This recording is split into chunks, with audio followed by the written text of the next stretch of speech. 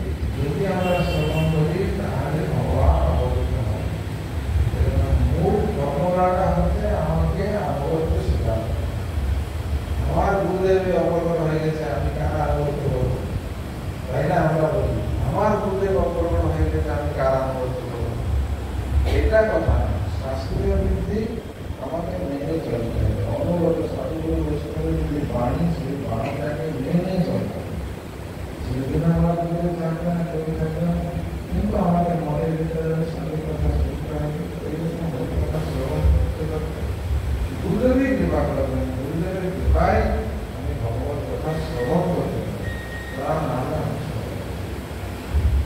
যাই হোক, আমরা এরকম ভাবে শ্রবণ করার জন্য সচেষ্ট হব। মন্দিরে আমরা সুযোগ হবে, এই এলাকায় অনেক সুযোগ হয়েছে। একটা মন্দির আছে, প্রতিদিন যাতায়াত করার জন্য সুযোগ আছে। বহু জায়গায় মন্দির নেই, তারা বাড়িতে বসে বসে করে। এখন নেট হয়েছে, নেটে দেখি এখানে বিশেষ সুবিধাতে একটা রাস্তাঘাটে একটা মন্দিরের আলোচনা করে আসে। তা নাহলে চঞ্চলে হি মনকৃষ্ণ প্রমাণটি বড় এখানে বসে আছি, পাঠে বসে আছি, কিন্তু পাঠের কথাও চিন্তা করি, তাই না? কত দূর পর্যন্ত মন চঞ্চল মনকে নিগ্রহ করতে হবে, ভগবত কথা শ্রবণ করতে হবে। শ্রবণ কীর্তন করে একটা রাস্তে ভালো রাখতে হবে, রাখতে বড় দিতে হবে, সার দিতে হবে, কীর্তন করতে হবে। ঠিক আমাদেরকেও কীর্তন করতে হবে, আমাদেরকে শ্রবণ কীর্তন করতে হবে। শ্রবণের মাধ্যমেই ভগবত প্রাপ্তি।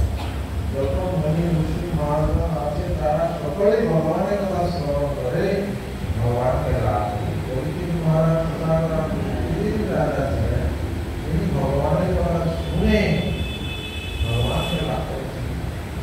মাতুকর্বে যখন ছিলেন পরীক্ষিত মহারাজ, তখন তার গর্ভ নষ্ট করার জন্য অসুস্থ ব্রহ্মাস্ত্র প্রয়োগ করেছিল, কিন্তু কিছু নেই।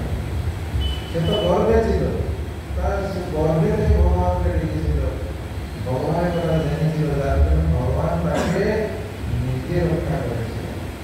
আর অন্তিম সময়ে অভিশাপ প্রদান হয়েছিল, 7 দিনের মধ্যে তোমার স্বর্গের রাজা তক্ষকের দ্বারা তোমার বিনাশ হবে, মৃত্যু হবে। সেইখান থেকে তিনি গঙ্গা তীরে গিয়ে প্রায় প্রবেশনে বসে ভগবত কথা শ্রবণ করেছেন সুখদেব গোস্বামীর কাছে। সেই সুখদেব গোস্বামীর কাছ থেকে ভগবত কথা শ্রবণ করে তিনি ভগবত প্রাপ্তি লাভ করেন। সেই সুখদেব গোস্বামী কে তাকে ভগবত কথা বলেছেন? তিনি সংসারে প্রবিষ্ট হননি, তাকে সংসার স্পর্শ করেনি। সেই সুখদেব গোস্বামী ভাগবত কথা পরীক্ষিত মহারাজকে বর্ণন করেছেন কোথায়? গঙ্গার তীরে। গঙ্গার তীরে বসে ভাগবত কথা বলেছিলেন। সেই পরীক্ষিত মহারাজ একজন রাজা, সমস্ত কিছু ছেড়ে চলে গেছিলেন। স্ত্রী, পুত্র, ধন, সম্পদ, রাজ্য সকলকে তুচ্ছ করে দিয়ে চলে গেছিলেন। তাই জন্য তার কাছে সুখদেব গোস্বামীর মতো গুরু এসে বসে যার ত্যাগ থাকবে, ভগবান সেই রকম জায়গায় পাঠিয়ে দেন। যদিও পরীক্ষিত মহারাজের কাছে গিয়ে দাসদেব উপস্থিত ছিলেন, তার পিতা পরাশরও ছিলেন, আর বহু সম্প্রদায়ে সাধুরা সেখানে উপস্থিত ছিলেন, তথাপিও ভগবত প্রেরিত হয়ে সুখদেব গোস্বামী সেখানে গিয়ে পৌঁছলেন। আর সুখদেব গোস্বামী যখন ভাগবত কথা বর্ণন করলেন, অন্য সম্প্রদায়ের সাধুরা কিন্তু উঠে চলে যায়, তাহলে সেই ভাগবত কথা সব সম্প্রদায়ের মানুষকে আকৃষ্ট করেছে। এই জন্য বলছেন নিরম ভারত রূপলিত পড়ম শুভম আবতর সংযুতম তীব্র ভাগবতম সমালয়ম মুদোষিতাভূতাম বেদ পর্বত রূপলিত ভাব তাতে শুভম ভাব। সুখদেব গোস্বামী এরকম আস্বাদন করেছিলেন, ঠিক সেই রকম যে পরীক্ষিত মহারাজ করেছিলেন। সাধু কোনো ত্রুটি রাখেন, গুরু শিষ্যকে সব কিছু প্রদান করেন, সব কিছু। যে মন্ত্র তার গুরু তাকে দিয়ে দিয়েছেন, অতি উচ্চ মন্ত্র, সেটা তার শিষ্যকে সে দিয়ে দিয়েছে। তাহলে সাধু কত উদার, শিষ্য সেটা গ্রহণ করতে পারছে না। যে গ্রহণ করতে পারছে সে সেটা লাভ করে ভগবত প্রাপ্তি করে। যে গ্রহণ করতে পারছেন, সাপের গুরু সাপের গুরু পেলে সাপের মুখে গেলে একদম নিচে চলে আসবে, সিঁড়ির মুখে পড়ে একদম উপরে উঠতে এইরকম ভাবে সুখদেব গোস্বামী পরীক্ষিত মহারাজকে ভাগবত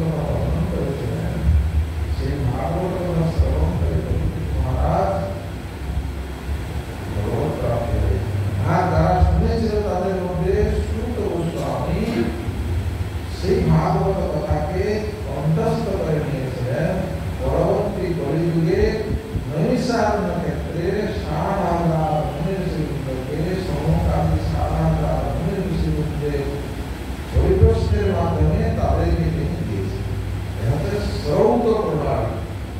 আমি বলছি আপনারা শুনছেন, বইতে লেখা আছে, পড়ছি আমি শুনছি। শ্রবণ আমি যতক্ষণ না শুনছি আমি ততক্ষণ পর্যন্ত কীর্তন করতে পারবো। সেই জন্য কীর্তন প্রভাবে স্মরণ হইবে সেকালে ভজন নির্জন সম্ভব। বলছেন আমি স্মরণ করছি, আমি কার স্মরণ করছি? আমি মায়া স্মরণ করছি, কারণ মায়াটাকে নিয়ে আপনি পড়ে আছেন। কিন্তু আপনি যতক্ষণ না শুনেছেন ততক্ষণ পর্যন্ত কীর্তন করতে পারবেন। যে মাস্টারমশাই কাছ থেকে এক থাপড়া না খেয়েছে, এক লাঠি পেটা না খেয়েছে, সে কোনোদিন অন্যকে শিক্ষা দিতে পারে না। যে গুরুর কাছ থেকে কোনোদিন থাপ্পড় না খেয়েছে, যে গুরুর দ্বারা শাসিত না হয়েছে কোনোদিন, সে কোনোদিন গুরুর মহিমা বর্ণন করতে পারবে। এইটা হচ্ছে শ্রৌত প্রণালী। এই প্রণালীর মাধ্যমে ভগবান প্রাপ্তি অবশ্যই আছে। সেই জন্য প্রথম হচ্ছে শ্রবণ, তারপর কীর্তন। যে শুনবে সে হৃদয়ঙ্গম করে তারপরে কীর্তন করবে, যে কীর্তন করবে তারপরে সে স্মরণ করবে, তা নাহলে স্মরণ হয় না। সেই জন্য প্রত্যহ নিত্যম ভাগবত সেবা, প্রতিদিন ভাগবত কথা শ্রবণ করতে। শ্রবণ করলে হৃদয়ের সমস্ত কামনা বাসনাগুলো দূরীভূত হয়। শ্রবণ না করে কামনা বাসনা যাবে না, কামনা বাসনা আর ভরপুর হয়ে যাবে। এতদিন জানিনি কামনা বাসনা কি, যখন জানবো কামনা বাসনাটা কি, তখন কামনা বাসনাটা আমার হৃদয়ের মধ্যে ভরপুর হয়ে যাবে। সেই কামনা বাসনাটাকে তুচ্ছ করার জন্য আমাকে শ্রবণ করতে হবে। আমাদের সম্প্রদায়ে আমরা যারা ভগবত ভজন করছি, মায়া এমন যে তাকে নষ্ট করার জন্য বিভিন্ন কৌশল তৈরি করেছে। সেই কৌশলটা হচ্ছে যে আমরা আমাদের যে জায়গায় আছি সেই জায়গা থেকে আমরা নিচে যেতে পারছি, আমরা প্রভুত্ব বিস্তার করতে। আমি কেমন বলছি জানো, আমি ফার্স্ট ক্লাস বক্তা, আমি দেখতে অত্যন্ত সুন্দর, আমার বড়টা ভাব আমার হরিকথা শুনতে। এই যে জ্ঞান, এই জ্ঞানটা যতক্ষণ নেওয়া যাচ্ছে ততক্ষণ পর্যন্ত অনেক মঙ্গল হবে। প্রভুপাদ যে জিনিস তৈরি করেছিলেন মঠ মন্দির, সেটাকে রক্ষণাবেক্ষণ করতে গিয়ে অনেকে কষ্ট স্বীকার করতে হবে। প্রভুপাদ দেখলেন, প্রভুপাদ গুরুনাথ গান্ধীজিকা বিগ্রহ প্রতিষ্ঠা করে সেখানে সন্ন্যাস। আমাদের গৌরী বৈষ্ণব ধারণা আমার কারো পছন্দ হবে না, আমি নিজে নিজে ঠাকুর সামনে প্রভুপাদ করেছিলাম। এই যে বৃদ্ধিগুলো প্রভুপাদ ব্যাস পূজা প্রচলন হয়েছিল, প্রভুপাদ একটা আমিও আমার ব্যাস পূজা গুরু সেবক হয় গোস্বামী মহারাজ, পরবর্তী ভক্তিকৃষ্ণ সমগোস্বামী মহারাজ, তারা কখন নিজের পূজা দেখায়নি। ভক্তিবিলাস তীর্থ মহারাজ সর্বপ্রথম প্রচলন করলেন যে প্রভুপাদের পাদুকা নিয়ে ভরতদেবের রামচন্দ্রের পাদুকা পূজা করেছিলেন। অনুরূপ ভাবে প্রভুপাদের পাদুকা নিয়ে তারা ব্যাস পূজা করতে পুষ্পাঞ্জলি হল, নিজের পূজা প্রচলন করে। কিন্তু পরবর্তী দেখা যাচ্ছে প্রভুপাদের শিষ্যদের মধ্যে বলুন, ভক্তিবিলাস তীর্থ মহারাজের মধ্যে বলুন, অনেকের ক্ষেত্রে সেই গুরুবাদটা এসে এইখান থেকে প্রথম সূত্রপাত তৈরি হয়েছে যে শাস্ত্র লেখা আছে আরো গুরু পূজা, মদগুরু দেবগুরু, মরনাথ দেবনাথ। আমার গুরুর পূজা করলে অসুবিধাটা কি? প্রভুপাদের পাদুকা যদি আমরা পূজা করতে পারি, ব্যাস পূজা যদি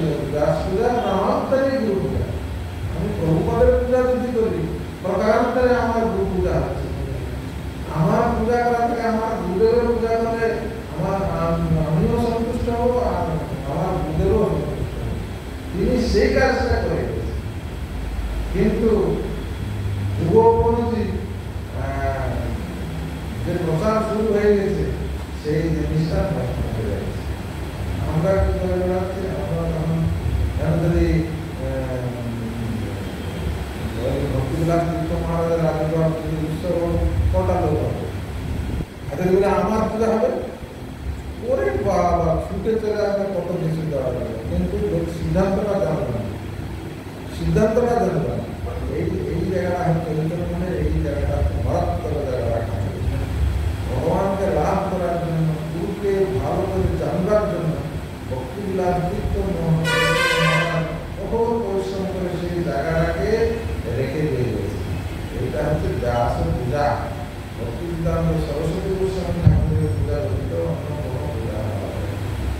তার মানে দেখিয়ে দেওয়া হলো যে সকলকে সেবা করতে হবে। আপনি ভালো রান্না জানেন, রান্না করছেন, আরেকজন ভালো গান জানে, সে গান করছেন, আরেকজন ভালো কীর্তন কর্তা বাজাতে পারে, কর্তা বাজাচ্ছে, আরেকজন ভালো ঝাড়ু দিতে পারে, আরেকজন ভালো সবজি আমানো করতে পারে, আরেকজন সুন্দর কাপড় পরাতে পারে, আরেকজন সুন্দর কাপড় তৈরি করতে পারে। তাদের মাধ্যমে ভগবান তাদের সেই গুণগুলোর সেবা আকারে নিচ্ছেন। আমার দায়িত্বটা কি? আমার দায়িত্বটা হচ্ছে যে তোমাকে আচার্য করতে হবে, এটাই তোমার সেবা। তাহলে আমার মধ্যে কেন এই প্রভুগিরি ভাবটা, যে তো কাপড় সেলাই করছে ঠাকুরের প্রভুত্ব আসছেন, যে ঝাড়ু দিচ্ছে তার তো প্রভুত্ব আসছেন, যে রান্না করছে তার প্রভুত্ব আসছেন, যে পুজো করছে প্রভুত্ব আসছেন, সেটা তো তার সেবা। আর আমার সেবাটা যদি আমি গুরুগিরি করি, সেবাটা যদি আমাকে প্রদান করা হয়, তাহলে এটা তার আমার প্রভুত্ব আসবে কেন? এই জায়গাটাকে নষ্ট করার জন্য ভক্তিবিলাস তীর্থ গোস্বামী মহারাজ প্রভুপাদের পাদুকা বহন করেছিলেন। ভরত যেরকম রামচন্দ্রের পাদুকা গ্রহণ করেছিলেন, যে একমাত্র রামচন্দ্রই হচ্ছেন শ্রেষ্ঠ, আমার মা যত চেষ্টা করুক না কেন রামচন্দ্র আমি হতে পারবো না। সুতরাং তিনি প্রভু, আমরা সব সেবক। প্রভুপাদই প্রভু, প্রভুপাদই জগৎগুরু, আমরা তার সেবক সূত্রে তার মঠ মিশনকে রক্ষা করার জন্য এই পদ্ধতিগুলো অবলম্বন করছি। তার মানে আমরা প্রভু, আমরা দাস। এই জায়গায় যতক্ষণ পর্যন্ত আমাদের চিত্তবৃত্তি যদি এইরকম হয়, তাহলে কি হবে? প্রতিষ্ঠান করে উজ্জ্বলের গায়ে হরিনাম কেবল কইত, আমার শুধু হরিনাম আমি কইত কবর না। ভালো খাওয়ার জন্য হরিনাম করছি, ভালো থাকার জন্য হরিনাম করছি, ভালো সম্মান নেওয়ার জন্য হরিনাম করছি। সেই জন্য বলেছেন আমি হরিনাম করছি, আমি জীব, ভগবান হচ্ছেন প্রভু, তার সেবা করা, তার নাম গুণ কীর্তন করা আমার ধর্ম, তাই আমি করছি। তার বিনিময়ে আমার কিছু চাওনা পাওনা হওয়ার জন্য কিন্তু আমি হরিনাম করছি। কিন্তু এ হচ্ছে মায়ার খেলা। যত হরিনাম করবে মায়া তত আট্রাক্ট করবে। কার হরিনাম করছে? মায়া হরিনাম করছে না ভগবানের হরিনাম করছে? মায়া চেষ্টা করে তুই আমাদের দলে ছিলি, ওই দলে চলে গেছে, এখন দেখছেন না এই পার্টির লোক ওই পার্টির লোক এই পার্টি। যখন যে হরিনাম করবে মায়াদের কি করবে? তুই আমাদের দলে ছিলি, ওই দলে চলে গেছে, সুতরাং সে তত তাড়াতাড়ি চেষ্টা করবে এই দলকে ভোট ধরে নিয়ে দেওয়া। সুতরাং যে সাধু হবে, যে ভগবানকে আশ্রয় করবে, তারে কি করবে? মায়া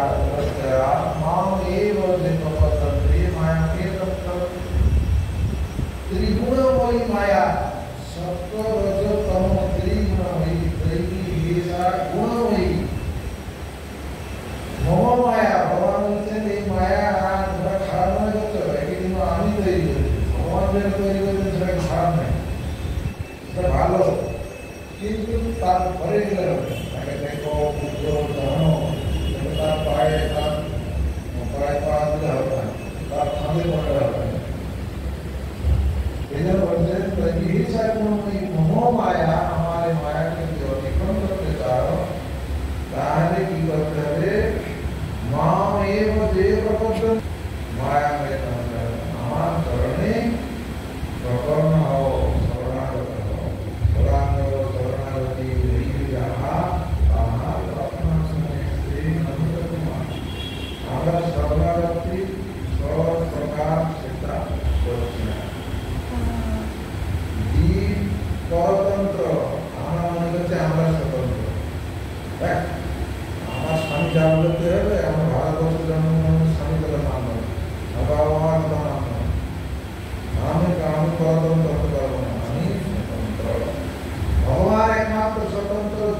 জীব আছে সব হচ্ছে পরধর্ম। রক্ষিষ্যতি ইতি বিশ্বাস প্রবৃত্তি বরং কথা। ভগবান একমাত্র আমার রক্ষাকর্তা, ভগবান আমার পালনকর্তা, এই দৃঢ় বিশ্বাস রাখতে হবে। আমার রক্ষাকর্তা একমাত্র ভগবান। আমার বাবা মা আত্মীয় স্বজন বন্ধু বান্ধব কেউ আমাকে রক্ষা করতে পারবে না। গজেন্দ্র গজরাজ যত হাতি ছিল তার রাজা হচ্ছে গজেন্দ্র। কুমিরের কবলে যখন পড়েছিল তার আত্মীয় স্বজন কেউ তাকে রক্ষা করতে পারবে। একটা কুমির হয়েছিল আর হাজার হাজার হাতি তার কাছে ছিল, কেউ গিয়েছিল কি? কেউ যায়নি। 1000 বছর অতিক্রান্ত হয়ে গেছিল, কেউ তাকে রক্ষা করতে পারে। কিন্তু গৌতমের সূত্র দিয়েছিল ভগবানের অর্চন করত, সব মনে পড়ে গেল। তখন ভগবান বলছে, আরে এখন আমাকে ডাকা শুরু বিপদে বিপদে মধুসূদন বিপদে ভগবানকে দেখেছি। ভগবান কিন্তু অকৃতজ্ঞ নন। ভগবান যখন দেখলেন যে এটা একসময় আমাকে ডেকেছিল, তাই তাকে রক্ষা করতে দেখিয়ে দিলেন যে তোমার আত্মস্বজন কেউ তোমার রক্ষা করতে পারে না, আমি একমাত্র রক্ষা করতে পারি। সুতরাং আমরা কেউ স্বতন্ত্র নই, পরতন্ত্র। ভগবান স্বতন্ত্র, ভগবান রক্ষাকর্তা, ভগবান পালনকর্তা। এই জন্য ভগবানকে ডাকার জন্য কি করতে হবে? ভক্তি অনুগ্রহ মাত্র কাজের শিকার। ভগবানকে পাওয়ার জন্য যে ভক্তি লাভ করার জন্য যে অনুকূল জিনিসটা, সেটা আমাদের গ্রহণ করতে হবে। অনুকূল জিনিসটা কি? শ্রবণ করা, ভগবান আলোচনা দর্শন করা, ভাগবত কথা শ্রবণ করা, ঠাকুর বৈষ্ণবের অনুভূতি জীবনযাপন করা, এর হচ্ছে এইটাই অনুকূল। প্রতিকূল দুঃসঙ্গ পরিত্যাগ, প্রতিকূল। এই জন্য ভক্তি অনুকূল মাত্র কাজের শিকার, ভক্তি প্রতিকূল ভাব অর্জন। এইভাবে আমার জীবনটাকে যদি আমি পরিচালন করতে পারি, স্কুলের ছাত্রদের প্রতিদিন স্কুলে যায়, মাস্টারমশাই যা বলে শুনে আসে, সেটাকে অধ্যয়ন করে যখন পরীক্ষা দেয় সে উত্তীর্ণ ফার্স্ট ক্লাস পাস। এইরকম ভাবে আমরা যদি জিনিসগুলো গ্রহণ করতে পারি, তখন আমাদের যখন পরীক্ষা আসবে, সুন্দরবনে এলাকাতে ঝড়টা বয়ে চলে যায়। কেন? সেখানে ফাঁকা জায়গা পায়। সেখানে রায়মঙ্গল দেখেছেন তো? আপনাদের এই পথ দিয়ে গেলে তো বসিরহাট, এই হাসাবাদ পেরিয়ে রায়মঙ্গল দেখা যাবে। এই রায়মঙ্গল দিয়ে গেলে তাকিয়ে দেখবেন শুধু জল, কিছু দেখতে পাবেন। খুব করে সেই সাইক্লোনটা বেরিয়ে ফাঁকা জায়গা দিয়ে বেরিয়ে চলে যায়। ঠিক আমাদের জীবনে যে সাইক্লোনগুলো আসবে, সেই সাইক্লোনগুলো বুক করে বেরিয়ে যাবে, আমরা নিজেরা বেঁচে যাবো। সমুদ্রে ডুব দিয়েছেন, দেখেছেন কখন ডুব দেয়? সমুদ্রের ঢেউ যখন জোরে আসবে তখন ডুব দিয়ে যায়, ডুব দিলে তার কিছু হয় না। ঠিক আমাদের জীবনে যত ঘাত প্রতিঘাত আসবে, সেই রকম ডুব দিতে হবে। চুপচাপ ধীর স্থির করে থাকলে আমাদের ঘাত প্রতিঘাত গুলো কিছু করতে পারবে, তখন বেঁচে যাওয়া যাবে।